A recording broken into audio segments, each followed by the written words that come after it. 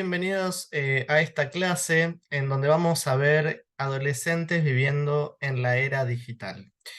Este es un tema muy interesante que justamente nos convoca porque es una realidad que estamos viviendo todos desde distintos lugares, ¿no? Así que por esto mismo he decidido de alguna manera ir explicando detalladamente una perspectiva o una mirada de lo que es la era digital. Hoy estamos en el 2023, en este año, con lo cual estas cosas pueden ir cambiando, pueden ir surgiendo cosas nuevas. Así que bueno, por eso hago referencia al año en el cual está armado este PowerPoint. Vamos a arrancar de a poquitito. Bueno, vamos a hablar de algunas cuestiones de avances tecnológicos, el perfil de la generación digital, las redes sociales, las pantallas y los hábitos, el acoso en las redes, los videojuegos, la educación digital, las consultas virtuales, la familia y las tecnologías, la inteligencia artificial. También de los desafíos futuros que tenemos en relación a esto. Fíjense cuántos temas, indudablemente y seguramente me van a quedar muchos afuera. Además, abordar cada uno de estos temas, casi que diría que cada uno de estos temas es como para hacer una presentación exclusiva, digamos, como para poder ampliar el contenido. Pero bueno, el objetivo un poco de esta presentación es hacer como una mirada general, como para tener nociones generales de todos estos temas. Así que bueno, por un lado tenemos esta cuestión de la revolución tecnológica. Muchos de nosotros la hemos vivido, según los años en los que hayan nacido cada uno de ustedes, pero es claro cómo ha ido avanzando a pasos agigantados toda esta evolución tecnológica, cosas que tal vez ni nos imaginábamos cuando éramos más chicos, más jóvenes. No nos imaginábamos que podría estar ocurriendo ahora. Y de hecho, probablemente hoy no nos imaginemos cómo pueda llegar a ser el futuro desde el punto de vista de la tecnología. ¿Esto qué significa? Que fíjense que la sociedad se ha ido adaptando y muchas cuestiones de hábitos, de conductas, fenómenos sociológicos y demás se han ido adaptando a esta cuestión tecnológica. También yo recuerdo en algún momento cuando era más chico, iba al colegio primario y estaba todo el tema también de las calculadoras y todo lo que se decía en relación a las calculadoras. Y hoy realmente las calculadoras son muy obsoletas y hay cada vez herramientas tecnológicas que desafían no solamente desde el punto de vista del aprendizaje, sino también desde la enseñanza y cómo nos vamos adaptando a todo esto. Em, pero tenemos que pensar también un poco cuál es el perfil de la generación digital, porque cuando hablamos de adolescentes, de salud adolescente, de quienes están transitando la adolescencia en este momento, sabemos que están transitando también toda esta cuestión tecnológica en la cual como adultos tenemos que conocer parte de todo lo que es esta realidad. Por eso podemos decir que este perfil, podemos decir que son nativos digitales, es decir, que han crecido en un entorno digital, ¿sí? Desde que prácticamente nacieron, todo ha sido en un entorno digital. De hecho, hay algunas cuestiones a veces en YouTube mismo en donde les dicen a los chicos que llamen por teléfono y hay teléfono como de disco y no saben cómo hacer para llamar. Todas estas cosas que ya están impactando notoriamente en adolescentes. También hay una conectividad permanente, esto también lo vivimos los adultos. La multitarea, la habilidad para realizar varias actividades digitales en simultáneo. ¿Qué vendría a ser esto? Tener abierto, por ejemplo, la computadora y estar enviando un mail, recibiendo los WhatsApp, buscando algo en internet, con la radio abierta online, a su vez publicando alguna foto en alguna red social. Entonces, fíjense cómo esta multitarea, este multitasking, hace a una habilidad diferente, ¿no? De estar pendiente de muchas cosas al mismo tiempo. Es otro tipo de habilidad que se desarrolla en esta cuestión del perfil de la generación digital, que a los adultos de alguna manera también vamos como intentando adaptarnos a esto, ¿no? Pero tenemos que saber que los adolescentes conviven con esto, es como parte de la cotidianeidad, no es algo que tiene que ver con una cuestión de adaptación.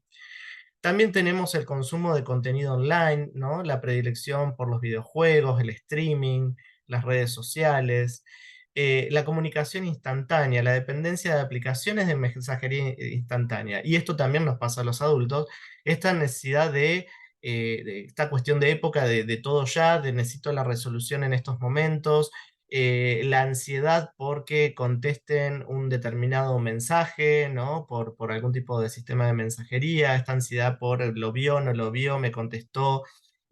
Bueno, el activismo en línea, fíjense que también dentro de toda esta cuestión de la generación digital hay activismo en línea, es decir, grupos, por ejemplo, defensores de animales, de la naturaleza, de la ecología, de un sinfín de cuestiones políticos, en donde también se genera un cierto activismo en un contexto digital. Pero también tenemos, como todo en la era digital, riesgos, ¿no? Relacionados al ciberacoso u otras tantas cosas que hay que tener en cuenta y que son de alguna manera los riesgos a los cuales está sometido toda esta generación digital.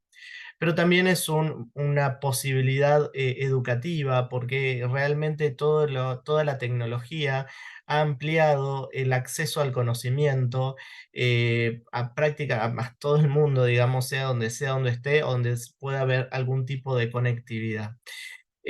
Por eso es sumamente importante en cuanto a lo que sería igualdad de oportunidades. Pero también tenemos un impacto a nivel social porque toda la cuestión tecnológica va a influenciar a la cultura, a la forma en la que nos relacionamos y todas las cosas que van sucediendo en relación a la cuestión de interacción humana. Si pasamos un poco en relación a las redes sociales, sabemos que hay pros y contras en la utilización de redes sociales, como por ejemplo, pros, podemos pensar en conexión social, en la comunicación, oportunidades de aprendizaje, creatividad y autoexpresión, conciencia social, comunidad de apoyo, bueno, todo lo que tenemos ahí.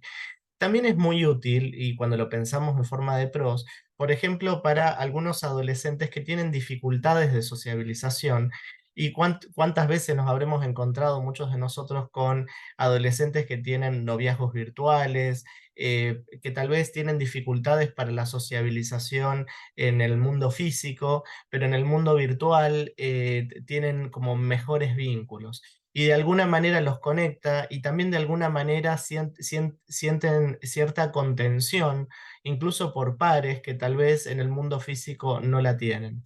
Es decir, que tenemos pros que hay que considerar y también hay que trabajar, por ejemplo, si lo pensamos desde el punto de vista de la consulta y demás, cómo vamos acompañando y cómo vamos escuchando sin ponernos desde un punto de vista prejuicioso o solamente con una perspectiva o solamente pensando que el vínculo físico es el único posible, ¿no?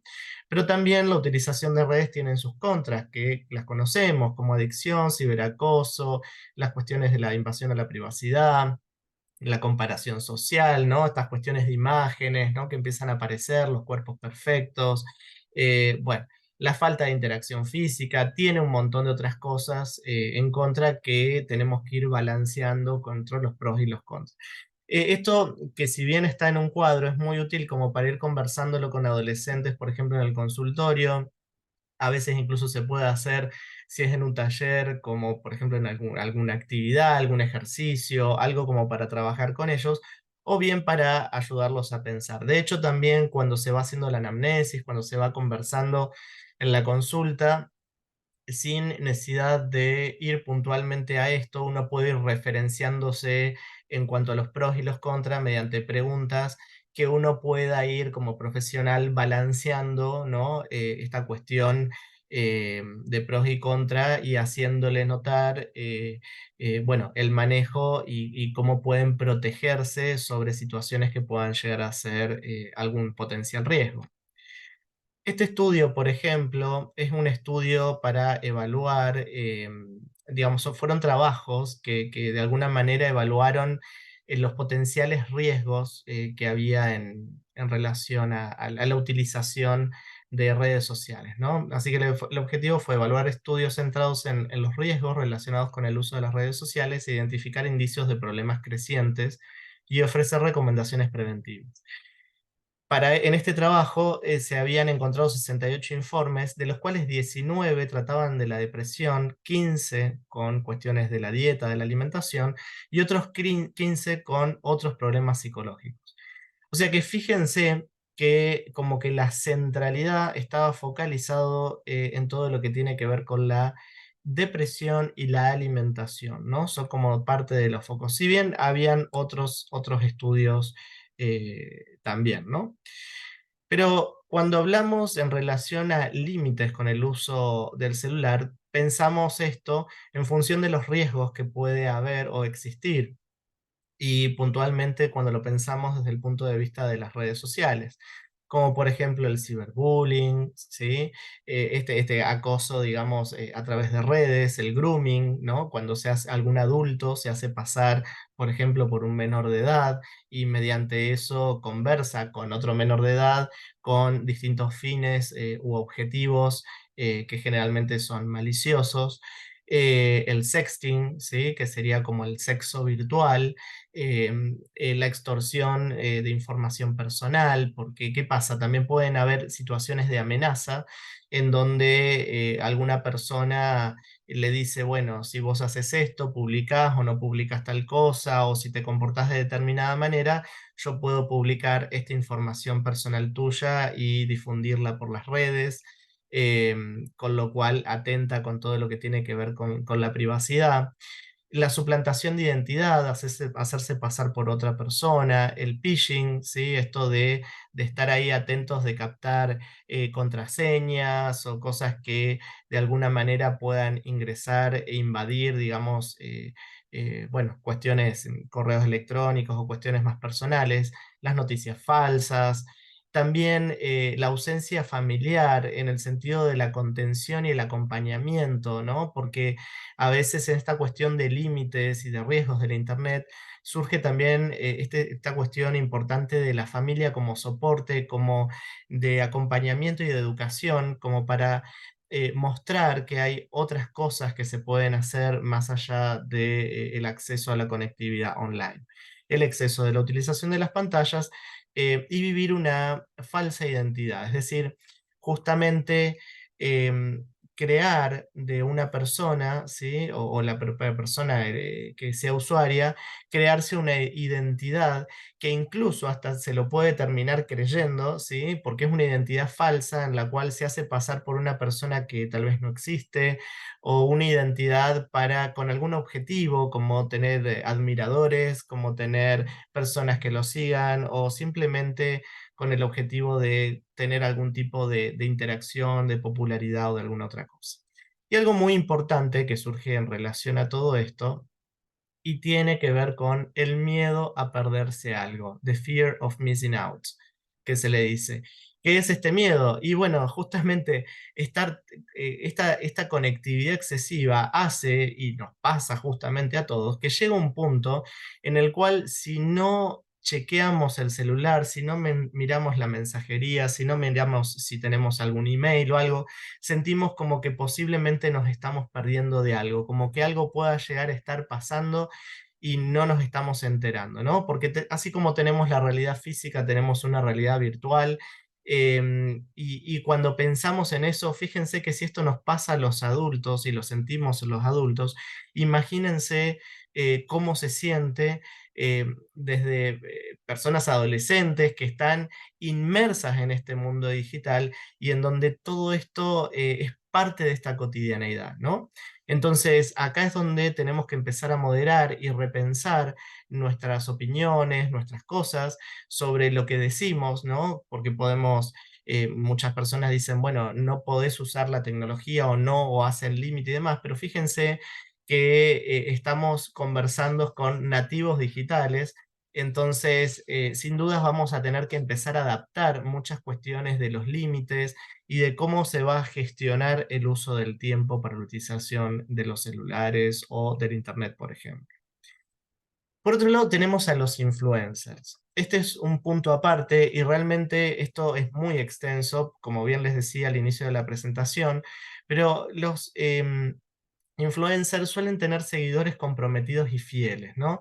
Son personas que por sus características personales, su forma de ser, los mensajes que transmiten, genera una audiencia específica. Y esa audiencia, por lo general, son bastante fieles a esos influencers. De hecho, lo que suele ocurrir es que suele haber una cuestión identificatoria en los cuales las cosas que dice o hace esta persona que sea influencer, de alguna manera va a impactar sobre, por ejemplo, las decisiones incluso que puedan tomar, que pueda llegar a tomar la audiencia. Por otro lado, publican generalmente contenido atractivo que a las personas les puede interesar o a esa audiencia específica le interesa. Muestran un estilo de vida inspirador o aspiracional. eh, Tenemos infinidad de influencers que hablan de cuestiones de hábitos de vida, que hablan de marketing, que hablan de viajes, que hablan de cocina, que hablan de infinidad de cosas. Y todas estas, de alguna manera, y la gente, digamos, que va a consumir o va a mirar estos influencers es porque ven en esas personas algo que les resulta interesante o motivador o un estilo de vida que quizás les gustaría tener o que aspirarían en algún momento. Por otro lado, los influencers tienen un cierto expertise en su nicho, es decir, que todas las personas que se dedican un poco a esto empiezan como a tener conocimientos específicos o desarrollarse bien en una tarea específica, que es por lo cual también la audiencia que lo sigue tiene esta especificidad.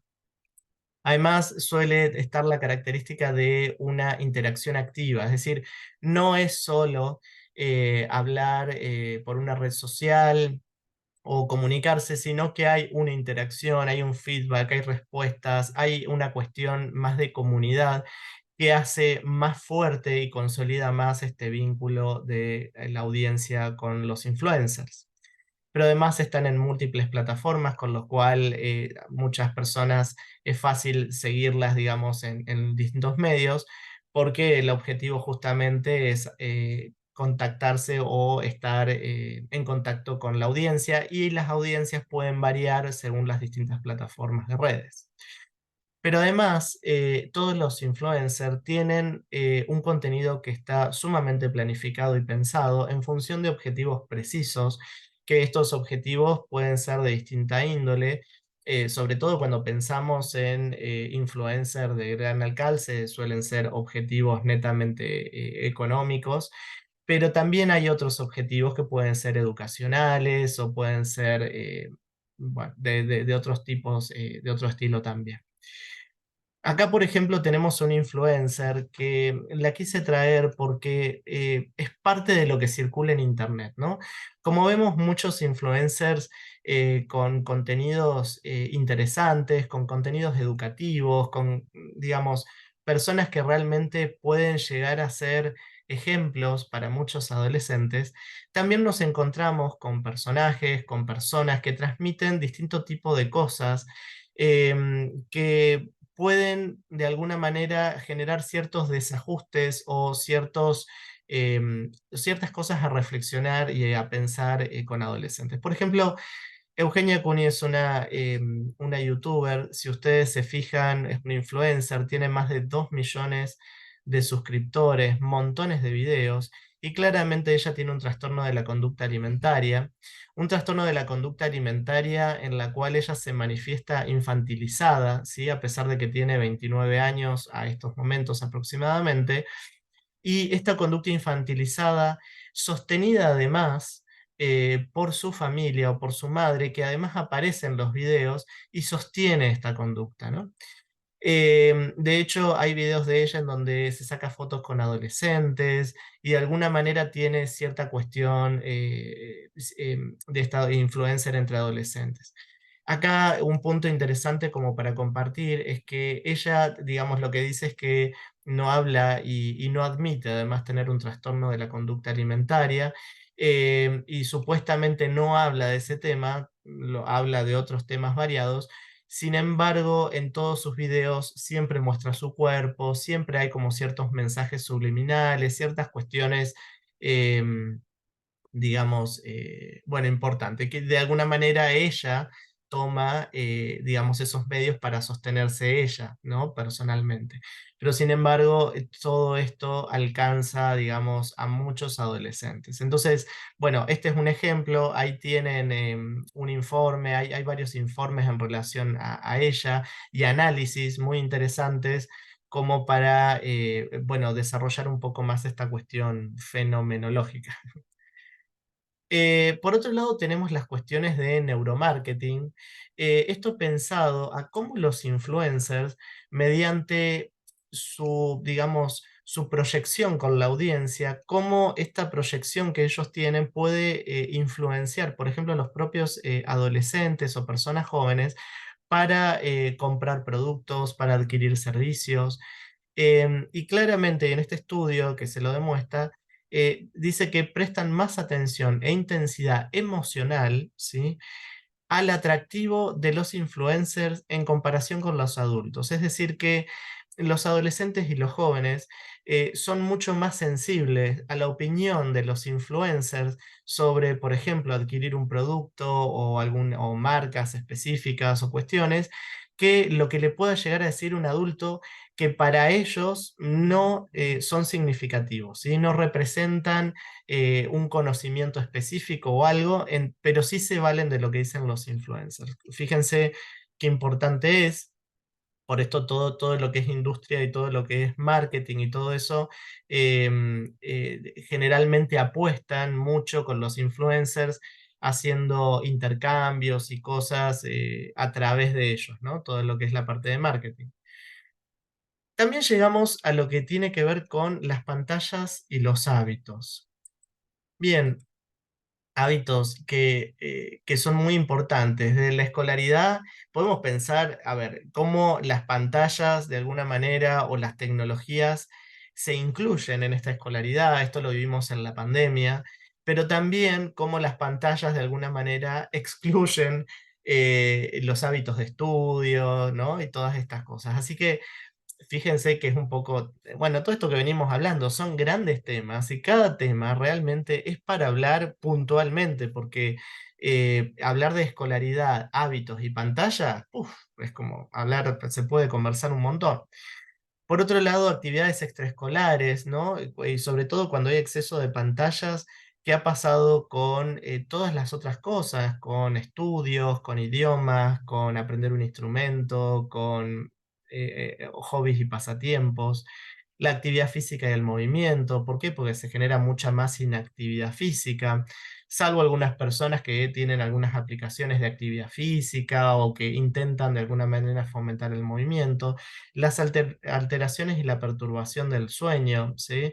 Justamente por esta luminosidad de las pantallas y las dificultades que puede tener el cerebro en cuanto a la segregación de la melatonina para la inducción del sueño, las dificultades de la alimentación y sobre todo las dificultades de la alimentación, entendido como también se va pasando el tiempo y se olvidan de comer. Más allá de que algunos comen con las pantallas, pero muchas personas cuando están tan atrapadas por las cuestiones adictivas, incluso que pueden generar las pantallas, se genera esta como pseudoadicción que hace que la persona hasta se olvide de comer y así nos encontramos con algunos adolescentes que por exceso de consumo de pantallas incluso han bajado de peso, han descendido de peso porque bueno, se empiezan a alterar estos hábitos. También se pueden alterar algunas cuestiones de habilidades sociales, porque si bien en el perfil digital, en toda esta cuestión de era digital, pueden tener muchas habilidades tecnológicas, pueden perderse habilidades del vínculo y del trato en lo físico. Entonces nos encontramos con adolescentes que no saben cómo expresarse, que no saben cómo hablar ante una persona desconocida, cómo iniciar una conversación, ¿no? Entonces empiezan a ver estas cuestiones y eso también puede llegar a estar ligado a situaciones fóbicas, a situaciones de ansiedad, de crisis, cosas que puedan incluso angustiarlos, porque al sentirse que no tienen estas habilidades, ¿no? Digamos, estando con otros, digamos, se van adquiriendo, pueden provocar ciertas situaciones de crisis, de angustia e incluso de autoaislamiento o de soledad por esta dificultad de vincularse con otros. Bueno, infinidad de cosas que podemos hablar en relación a esto. Por otro lado, tenemos en cuanto a la utilización del celular, el síndrome del cuello de texto, así se lo llama, en donde hay muchos trabajos también en relación a esto, la postura que implica la utilización del celular puede generar distintos tipos de dificultades, de problemas, en general en relación a lo osteoartículo muscular, a todo lo que son las articulaciones, las contracturas musculares, los dolores puntuales o específicos. También cuando hablamos con adolescentes, incluso cómo se sientan, están tirados en los sillones, en las camas, en cualquier, digamos, y la actitud y la postura. Si uno es analítico y va como observando, ¿no? E incluso a los adultos y todo, la tendencia siempre es agachar la cabeza, ¿no? Y a mirar hacia abajo. Y a partir de ahí estar sostenido incluso en esa posición largos periodos de tiempo. Porque, y esto también nos pasa a los adultos, que cuando estamos enviando mensajes, mandando algo, agachamos la cabeza y tenemos que estar en esa postura a veces mucho tiempo para incluso mirar redes sociales o cosas. Y es un tiempo que no es percibido, es un tiempo que transita, que no es percibido, y son cosas que después de algún tiempo, y a todos nos habrá pasado, necesitamos como estirarnos o reubicarnos o acomodar nuestras cabezas de una manera más ergonómica, ¿no? Como, con un mejor alineamiento. Em, este estudio que hablaba más de la adicción, es un estudio de revisión sistemática de la adicción de niños y adolescentes a la utilización del celular, decía que la prevalencia del uso problemático más o menos oscilaba entre un 6,3 y un 16% según los estudios. Es decir, que como que la adicción o este uso problemático oscilaba entre estos. Y las asociaciones de este uso excesivo también estuvo relacionado con sentimientos de inseguridad, desorden del sueño, deterioro de vínculos entre padres e hijos, dificultades escolares. Estas cuestiones de vínculos entre padres y hijos, yo he visto realmente cosas, situaciones de mucha violencia, ¿no? Con golpes, romper cosas en la casa, adolescentes que incluso el no poder acceder a la tecnología les provoca, se provocan autolesiones, cortes, bueno, cuestiones muy violentas, ¿no? Ansiedad, aburrimiento. Fíjense la cantidad de asociaciones de cosas que hay y la prevalencia, si lo pensamos, es una prevalencia alta, porque si estamos pensando de entre 6 y 16%, estamos diciendo que aproximadamente 1 de cada 10 adolescentes tiene un uso problemático de las pantallas. Em, y si es así, ¿qué estamos haciendo las personas que trabajamos en salud? ¿Cómo lo estamos abordando? ¿Hablamos de este tema? ¿Identificamos? Yo pienso, bueno, tendríamos que ver si hay algún estudio o alguna revisión, pero pienso que esto lo estamos subdiagnosticando, no hay muchos diagnósticos en relación a adicción a pantallas, no hay una mirada problemática en relación a esto. Y sobre todo mirado esto desde las consecuencias negativas que genera, porque la utilización de las pantallas va a estar, ¿sí? Va a estar por esta cuestión de la era digital, pero tenemos que ver cómo se usan las pantallas, con qué fin, como para poder empezar a determinar esta cuestión del uso problemático.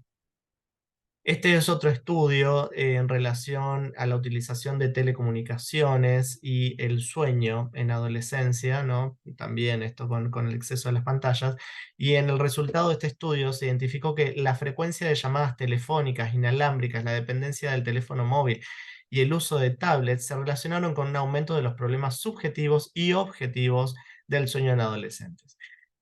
No es una novedad, sino que ya simplemente esto está escrito y es así, que las pantallas perturban el sueño y lo alteran. Entonces, ¿qué habilidades hay también en la era digital, no? Sabemos que los adolescentes de la era digital tienen una comprensión y análisis del mundo digital mucho más amplio del que tenemos nosotros, porque justamente y además están inmersos en este mundo. tienen también o empiezan a tener esta habilidad de gestión de la identidad en línea. Y de hecho esto tiene que ver con los perfiles y cómo se arman los perfiles, por ejemplo, en las redes sociales, cómo se interconecta la información, y cómo de alguna manera también esta gestión de identidad hace que se tengan que mostrar de una determinada manera en algunas redes sociales y en otras redes sociales muestran como otra visión de ellos, ¿no? Como pueden ser, por ejemplo, no sé, en Twitter, que pongan información más textual, más opiniones, más otras cosas, y sin embargo en Instagram pongan más imágenes, más fotos, y en, no sé, y en YouTube hagan videos más personales o comenten otro tipo de cosas. Por otro lado, tenemos habilidades de privacidad. Es otra habilidad que hay que tener en la era digital en relación a cómo se gestiona esta privacidad, cómo identificar en las distintas redes, bueno, todo lo que es la gestión, ¿no? De privacidad, de las contraseñas, de qué información sales, qué cosas se ven, qué cosas no.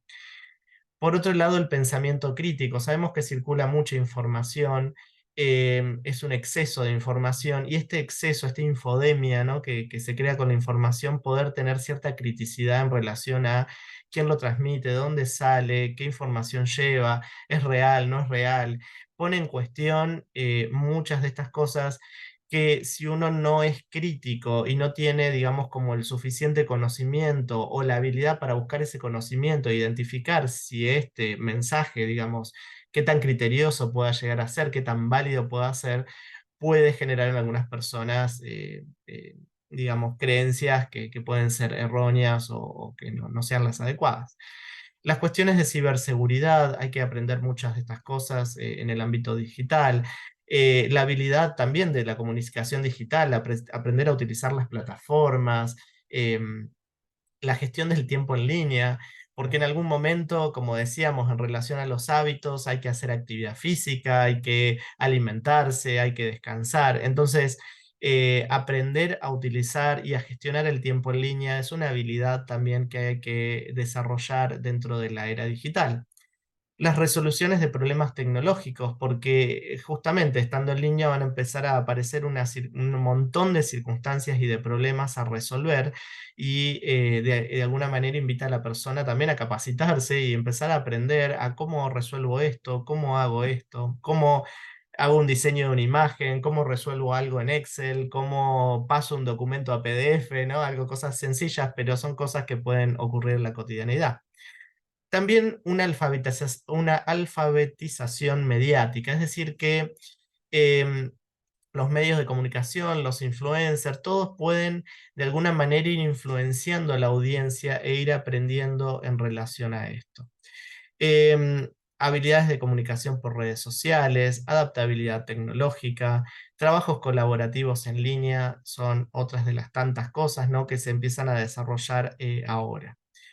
Habilidades de creación de contenido. Fíjense la cantidad de cosas, de habilidades para poder estar en todo lo que es esta era digital. Y como venimos diciendo, cada uno de estos temas es un tema en sí mismo, ¿sí? Es algo a desarrollar. Acá estamos haciendo simplemente como comentando los títulos de las cosas que hay que conocer, hay que saber o hay que empezar a curiosear y aplicar la inteligencia artificial en la automatización. Y es ahí hacia donde vamos ahora, ¿no?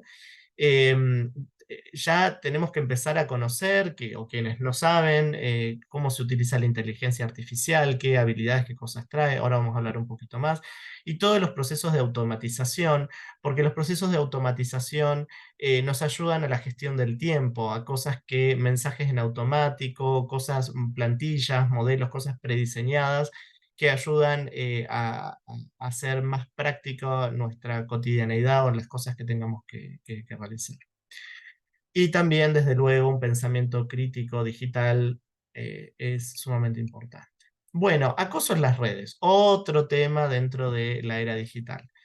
Tenemos un montón, ¿sí? El ciberbullying, el sexting no consensuado, es decir, esta cuestión de que se mandan fotos y cosas, pero no están del todo conformes y empieza a haber como una cierta extorsión en línea, la suplantación de la identidad, el acoso sexual en línea, el acoso racial, acoso por apariencia física. y todo lo que se desprende de ahí, ¿no? Es decir, las situaciones que están con las cuestiones de la ilegalidad, de las cosas que no se deben, de las cosas que no son éticas, y de las cosas que impactan en adolescentes, porque por decir determinadas cosas en las redes sociales pueden impactar en adolescentes y pueden desarrollar situaciones de ansiedad, de angustia, de crisis, de trastornos alimentarios, uf, muchas, muchas cosas. Em, por eso es que estas consecuencias del acoso en línea pueden generar todas estas cosas que hablábamos, ¿no? Soledad, desesperanza, ansiedad, angustia, bajo rendimiento escolar, manifestaciones físicas como cefaleas, dolores musculares, dolor abdominal, montón de cosas. Pasemos a los videojuegos. A ver, vamos a ver, voy a intentar ver a ver si pueden ver este video. Ahí se los pongo.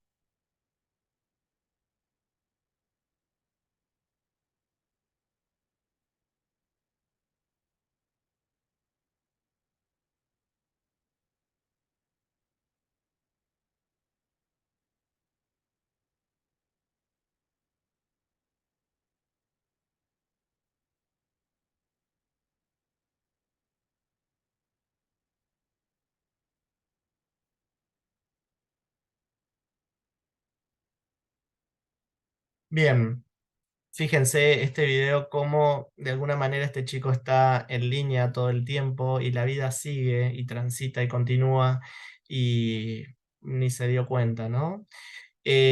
Por eso reflexionar sobre todo este tipo de cosas es muy importante entre adolescentes. Bueno, RPG, Role Playing Games. Los juegos de roleplay es algo que se está utilizando mucho y muchos de estos juegos de roles tienen que ver con los personajes no jugables.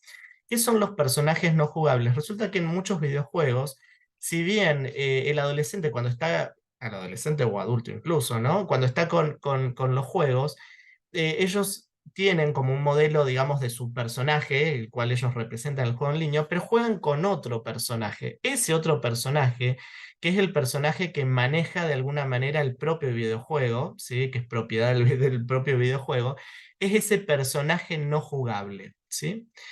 Este personaje no jugable, ¿sí? Genera una interacción con la persona que juega.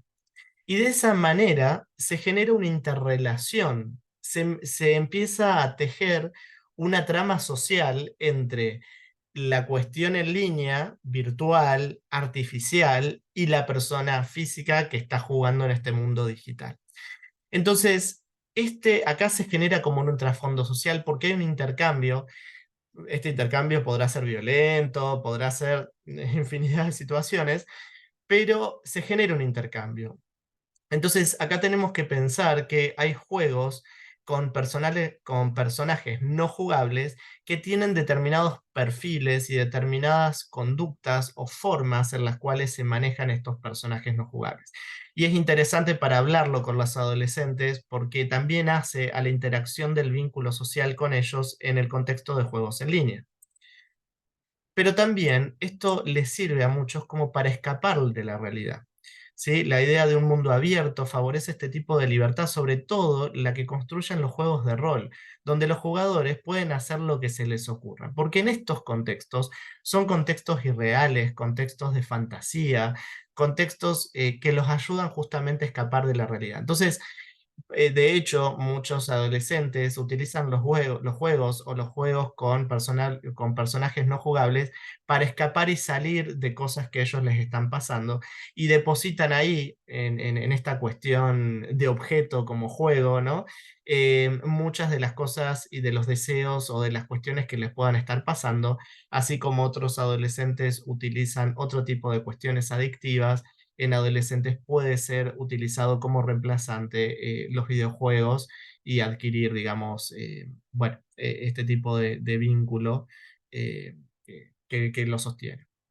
Bien, la adicción a los videojuegos ya está catalogado también en el CIE 11, ¿sí? En esta clasificación internacional de enfermedades que hace la OMS, Dice que recoge el llamado gaming disorder, ¿sí?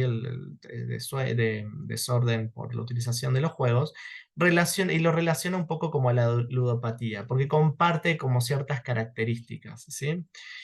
Esto ya está incluido y está, digamos, ya está todo especificado en el CIE 11, lo pueden leer. Y si ustedes se fijan, dentro de están todas las subcategorías, dice que parte de los trastornos mentales del comportamiento y del neurodesarrollo, ese es el punto central. Y a partir de ahí puede llegar a estar, por ejemplo, el trastorno por uso de videojuegos y el trastorno por uso de videojuegos predominantemente en línea, porque no todos los videojuegos son en línea. De hecho, vieron que muchos videojuegos son colaborativos en red con adolescentes en muchos lugares o en otros países. De hecho, hay adolescentes incluso que van aprendiendo idiomas por este motivo. Ahora, cuando hay una adicción, sabemos que hay alteraciones en el comportamiento, en el juego, que también están relacionados con la frecuencia, la intensidad, la duración. Hay una prevalencia de la necesidad de jugar sobre otras actividades en la cotidianeidad. También hay unas consecuencias negativas, ¿no? Que pueden afectar otros contextos, como los familiares. Pero lo importante es que esto sea sostenido a lo largo del tiempo, no por un día, un evento único o un par de veces, sino que es algo que va tomando algún tiempo y la propuesta es que esto sea durante al menos 12 meses. El tema es que en la adolescencia 12 meses es mucho tiempo, entonces nos invita a pensar desde el punto de vista diagnóstico clasificatorio, ¿sí? Sino como para tener una conducta anticipatoria y más oportuna para abordar este tipo de situaciones. Ahora, ¿cuándo decimos que hay una adicción? ¿Sí? Claramente esta adicción es cuando tenemos una pérdida del control, ¿sí? Pérdida del control de la utilización de estas tecnologías, pero además de esta pérdida de control, ¿sí? Hay esta cuestión de seguir consumiendo, ¿sí? Todo esto a pesar de las consecuencias negativas que tiene. Es decir, aún sabiendo todo lo malo, digamos, se sigue consumiendo. Entonces no se puede parar, ¿sí? Es algo que no se puede parar y cuando los padres o las familias les ponen, le marcan el límite, surge toda esta reacción que a veces hasta se torna muy violenta y muy desagradable y es muy difícil poner los límites. Ahora, ¿quiénes juegan videojuegos? Y en este estudio que se hizo en Europa, según lo que se vio en el año 2020, fíjense que a toda edad hay utilización de los videojuegos, en mayor o menor porcentaje, pero el claro predominio es entre la adolescencia y la juventud, ¿sí? 80-76% más o menos, que es lo que ustedes ven ahí, entre los 11 y los 24 años. El grosso se centra ahí, ¿sí? Ahora, estos juegos adictivos, ¿sí? Tenemos y sabemos que existen y sobre todo estos juegos tienden a ser más atrapantes cuando son adolescentes tempranos, ¿sí? Es decir, entre los 10, los 14 años aproximadamente. Por eso muchos de estos videojuegos están armados y diseñados como para atraer a esta edad, que esta edad es la que tiene más dificultad de autocontrol, más dificultad con los límites y que los necesita los límites. Entonces, como tienen esta dificultad, estos juegos que tienen características coloridas, personajes con avatares, o sea, con estos modelos que tienen algún atractivo, alguna apariencia interesante. Bueno, con todo esto, está diseñado estratégicamente y desde el punto de vista, si quieren, de marketing, diseñado para atraer adolescentes tempranos. Y estos adolescentes tempranos, cuando son captados y de alguna manera se genera este vínculo con el juego, es algo en lo cual después persiste a lo largo del tiempo, ¿sí? Y después lo que hacen este tipo de juegos, este tipo de compañías es crean juegos paralelos o alternativas que incluso después se van a ir adaptando en función de las edades, en función de o suplementos o complementos a los juegos que hacen a que ya siendo más grandes empiecen a buscar alternativas que incluso la misma compañía les ofrece. Porque en el fondo lo que ellos buscan es vender, es una cuestión de marketing, pero sin embargo lo trabajan desde un punto de vista del neuromarketing que hace y puede afectar a adolescentes, por ejemplo, tempranos. Ahora, ¿qué aspectos negativos promueven algunos videojuegos? Bueno, la matanza, todas las cuestiones de violencia, uso de drogas, ¿sí? Comportamiento criminal. Hay muchos juegos en el cual están vinculados todo este tipo de cosas. Hasta el lenguaje. Hay videojuegos que o sale el texto o lo dicen con lenguaje muy obsceno o lenguaje que no corresponde. Pero también sabemos que este juego excesivo puede provocar todas las alteraciones que venimos diciendo, ¿no? De trastornos del sueño, todo lo que tiene que ver un poco como con la adicción a las pantallas. Ahora pasamos a otro tema. Fíjense cómo vamos pasando de un tema al otro, pero es como para hacer pantallazos de distintas cosas que tenemos que ir viendo en relación a la era digital, como lo es la educación digital. Ahora sabemos que la educación digital llegó para quedarse. Esto es algo que ha facilitado el aprendizaje de muchas personas, el acceso a información, el acceso a eventos, a congresos académicos que antes eran impensados o que teníamos que viajar los profesionales mucho para poder llegar o para escuchar alguna conferencia de alguien. Hoy en día con las tecnologías esto es mucho más fácil y está más disponible para todo el mundo. También se empiezan a desarrollar nuevos paradigmas sobre quién posee la información, ¿no? Antes, cuando pensábamos en la educación tradicional, pensábamos en el docente que estaba en la clase con su libro, que copiaba en el pizarrón, que decían cómo eran las cosas y que explicaba el contenido. Y hoy estas explicaciones de contenido están disponibles 100% online, de distintas formas, con gráficos, con dibujos, con imágenes, con ejemplos, con lo que quieran. Y esto hace a que los docentes tengan que pensar, digamos, en estas nuevas formas de cómo, eh, digamos, relacionar esta información o tutorizar la información que hay accesible y que es un exceso también, ¿no? Cómo hacer una gestión de esta información. Por lo cual genera desafíos para la enseñanza, porque la educación tradicional que nosotros conocíamos con el libro, con leer el capítulo 1 y demás, hoy la educación pasa por muchos otros lugares, las formas de llegadas, la practicidad, por ejemplo, de los adolescentes en relación a la resolución de los problemas, cómo los adolescentes mediante incluso el uso de las tecnologías, aprenden a la resolución de situaciones de problema y con eso generan nuevos conocimientos.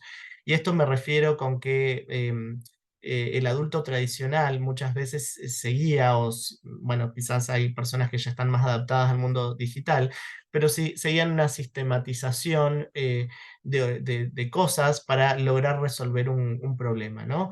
Entonces, y los adolescentes hoy con la evolución tecnológica hace que sigan múltiples líneas para resolver un problema.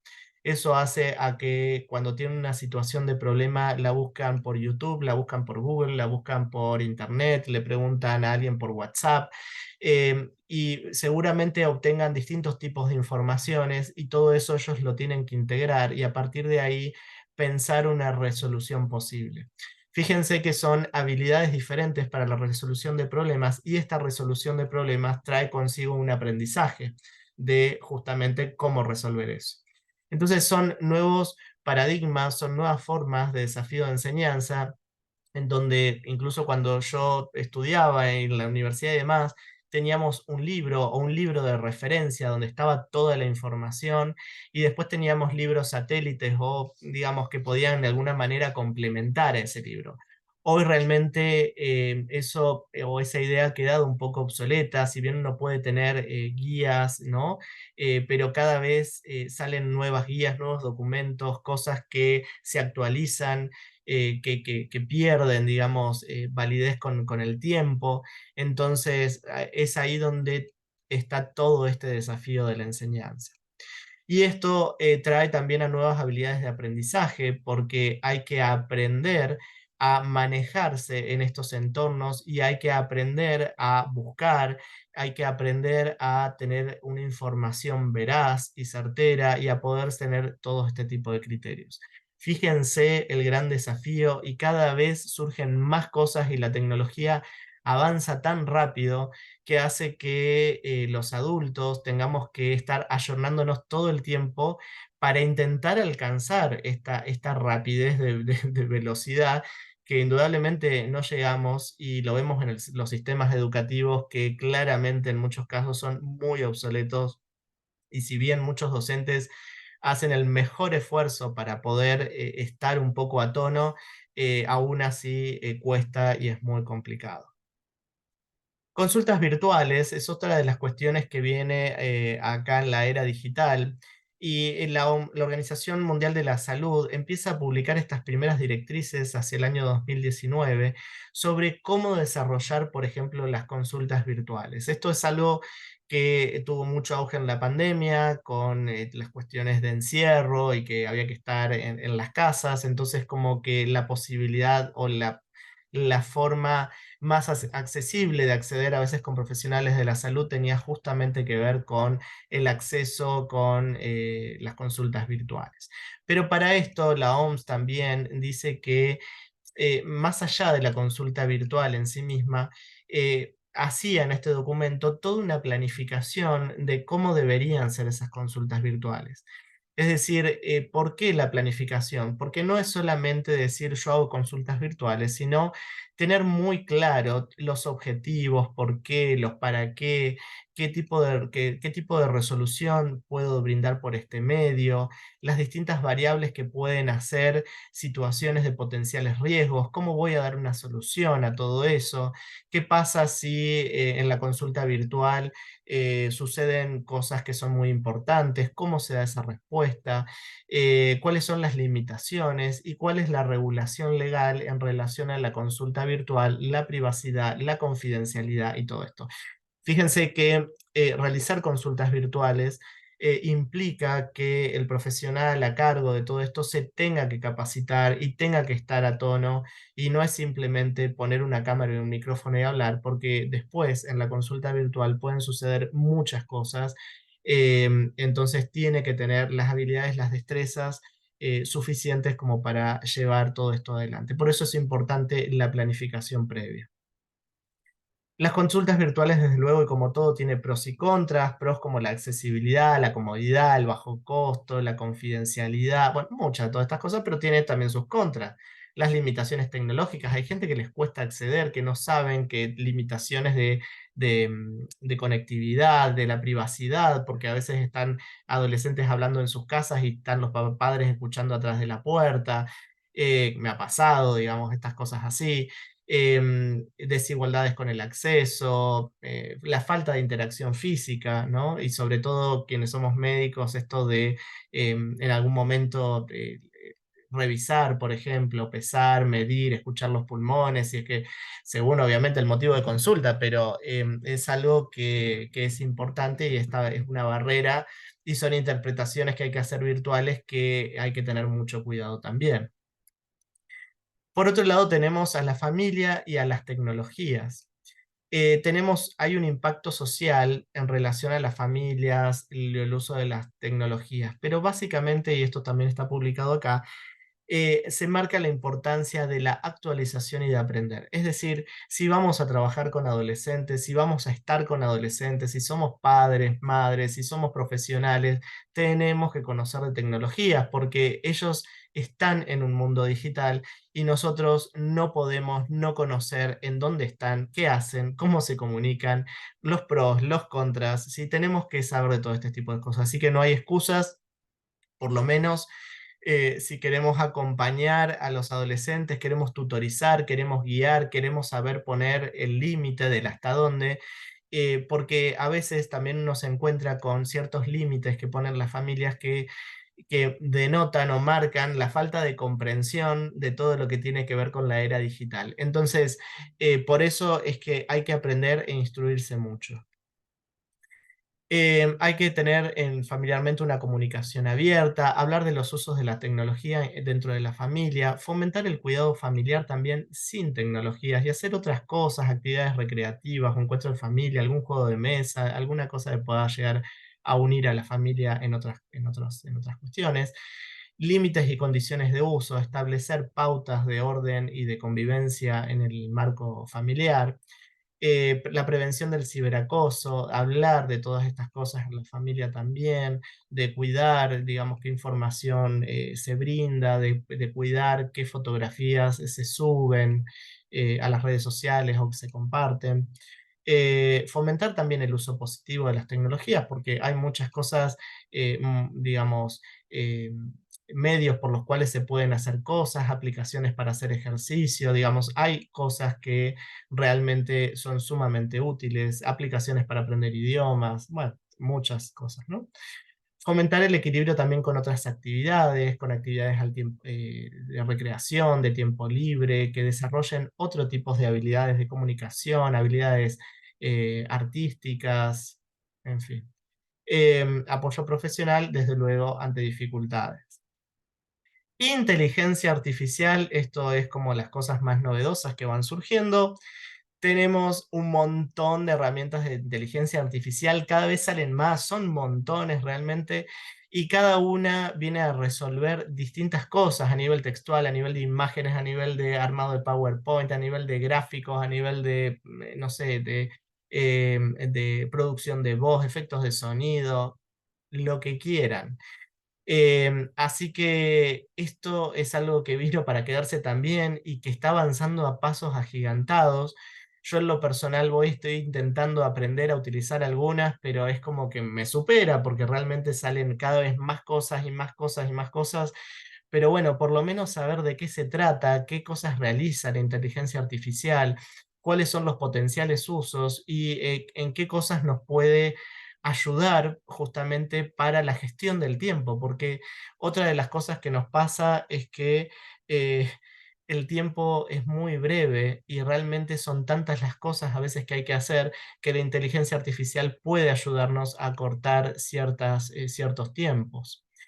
Em, y tener mucho cuidado con las cuestiones que puedan estar relacionadas a la inteligencia artificial, también la suplantación de identidad, porque vieron, pueden copiar nuestro timbre de voz, pueden copiar nuestra imagen, pueden copiar un montón de cosas se pueden hacer, así que bueno, muchos cuidados. Estos son también desafíos futuros y cosas que seguramente se van a ir aprendiendo entre adolescentes, relacionados a la programación, relacionados a la utilización de la inteligencia artificial, y que posiblemente y seguramente esto se va a ir complejizando cada vez más y van a ir surgiendo cosas mucho más desafiantes. Como les digo, estamos en el 2023. Si este video se ve más adelante, vaya a saber qué cosas surgirán en algún futuro, ¿no? Em, este es un estudio que de alguna manera fue trabajando la inteligencia artificial como una herramienta para el cuidado de la salud adolescente, ¿no? Entonces habla un poco de cómo esto se puede hacer. Y si ustedes quieren, pueden hacer como un ejemplo y lo pueden hacer con ChatGPT, que quizás es hoy una de las más conocidas como herramientas de inteligencia artificial. Le pueden armar un prompt, que son estos mensajes, ¿no? Que le indican a la inteligencia artificial como un objetivo lo que ustedes buscan o lo que ustedes quieren. Como por ejemplo, quiero que seas un psicólogo experto y puedas orientarme en lo que te voy a consultar. Y a continuación, probablemente le responda ChatGPT, sí, contame, decime en qué te puedo ayudar. Y ustedes ahí pueden hacerse pasar, por ejemplo, como por un adolescente y poner, no sé, estoy con una situación de angustia, me peleé con mi familia, no sé, tenía una relación de noviazgo y finalizó. Entonces, pueden ver cómo la inteligencia artificial va llevando las preguntas y va como generando ese vínculo artificialmente con los adolescentes. Es interesante porque acá empiezan a surgir muchas cuestiones éticas, muchas cuestiones de muchos dilemas, también empezar a tener mucho cuidado porque esta inteligencia artificial hoy al menos está iniciándose, entonces hay cosas que todavía no están del todo aceitadas, entonces bueno, es muy importante para ir practicando y sabiendo que esto va existiendo y que ya están empezando a haber trabajos científicos en relación a este tipo de aplicación y usos. Ahora tenemos desafíos futuros como profesionales. Esto implica que tenemos que tener actualización constante, tenemos que aprender a hacer la evaluación de riesgos, a identificar estos potenciales riesgos adictivos que tenemos, como decía, aproximadamente en el 10% de la población adolescente, hacer evaluaciones e intervenciones tempranas, trabajar interdisciplinariamente porque esto va a impactar a distinto orden, digamos, en todos los adolescentes. Trabajo en red con otros profesionales, incluso ahora vamos a incluir expertos en informática, en comunicación social, sociólogos, otras personas que nos van a ayudar a comprender lo que va ocurriendo. A modo de conclusión, es muy importante la capacitación, como decíamos, aprender la utilización de las nuevas tecnologías para mejorar la comprensión de nuestras intervenciones en la adolescencia, comprender las necesidades de época y empezar a proyectar las futuras, ¿sí? Comprender toda esta realidad que está ocurriendo en esta era digital y acompañar y promover un uso responsable y seguro de las tecnologías. Bueno, esto ha sido un poco la presentación, espero que les haya gustado, y la idea era justamente compartir un poco toda esta información con ustedes. Seguramente queden muchas otras cosas más, lo podemos ver tal vez en otros videos o en otras clases, como para desarrollar más contenido. Bueno, nos estamos viendo. Muchas gracias.